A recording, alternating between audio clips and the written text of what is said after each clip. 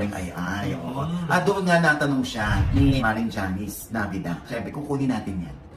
Eto. Alam naman natin na hindi lang si Gerald yung sobrang mahal mo na nakasakit sa'yo. Isa rin dyan yung former best friend mo na rin sa ayun, huwag mo na pag-usapan kasi na okay siya. So hindi ka pa rin dumating din sa period na nag-heal ka na dun sa kung nasaktan ka niya. Wala na yun.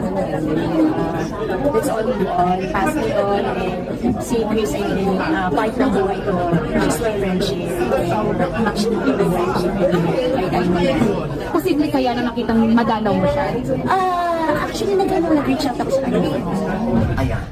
So sinabi ni Ay na huwag nang pag-usapan, pero she wishes Chris well, at inamin naman ni Ay na naging bahagi ng kanyang buhay at ng kanyang friendship, si Friendship Chris. Sa totoo lang, happy ako kung totoo ha. Kaya nga lang hindi nag-reply, hindi alam ni Ay kung yun pa rin ang number. Sana tapos na yung issue na yan, ano? Isang araw, pag nagkakita sila, or bumisita si Ay kay Chris, malaking balita rin yan. At saka nakakaganda ng pakiramdam yung Tito Orgy, ano kung may mga pinagdadaanan ko, may karamdaman. Pag nakikipag-reconcile, nagiging maganda yung pakiramdam natin. I'm sure naman na pag nagkausap yung dalawang yan baka magkaliwanagan, di ba? Oo.